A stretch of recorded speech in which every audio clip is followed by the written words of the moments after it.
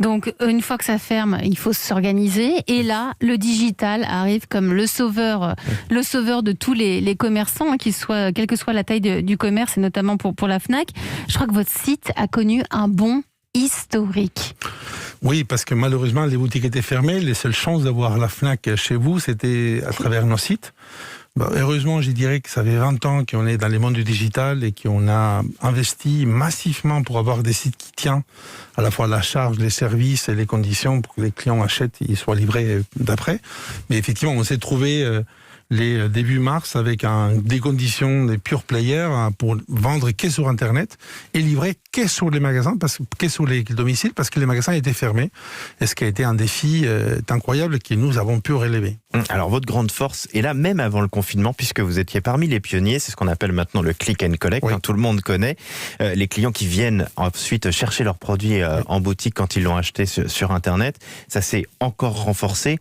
Et là, pour vous, ça s'accélère encore ? C'est hyper important. Je vous donne un chiffre, on n'a pas donné beaucoup, mais je donne une. Entre Black Friday et fin d'année, on va livrer plus de 2 millions de colis en click and collect dans nos réseaux de magasins en France. C'est extraordinaire. Par rapport aux années précédentes, ça représente quoi ? C'est le double.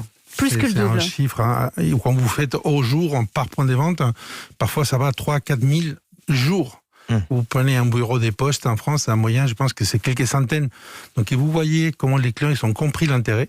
L'avantage, c'est simple. En 1 heure, vos produits est prêt, disponible, sécurisé, avec des horaires d'ouverture et une qualité des services pour récupérer votre colis. Vous savez que vous n'allez pas rater Noël si vous achetez en ligne et vous venez récupérer les produits chez nous. Mais quand ils font cet acte d'achat sur Internet, est-ce que finalement, ils n'achètent pas un peu plus qu'en boutique ? Je pense que les clients, ils savent très bien ce qu'ils veulent. Et il n'y a pas ni achat d'impulsion. Je pense que d'abord, les clients passent beaucoup de temps avant d'acheter. On comprend, on écoute, ils repèrent, on regarde, on compare. Et le digital, c'est très facile parce que vous ne bougez pas de votre canapé et vous comparez avec tout ce qui existe. Oui. Les clients, après, ils sont plus informés qu'avant et après, ils s'achètent en ligne ou au magasin. Ce que nous comprenons, c'est que quand les magasins sont ouverts, les clients, malgré tout, ils aiment bien venir au magasin pour confirmer, écouter, discuter avec un vendeur. Il y a quand même une force d'avoir le conseil du vendeur.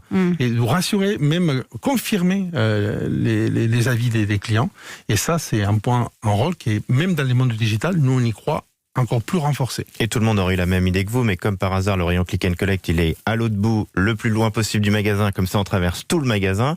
Ça nous permet d'acheter un petit peu plus. On prend le dernier livre qui nous plaît et qui nous tape à l'œil au passage.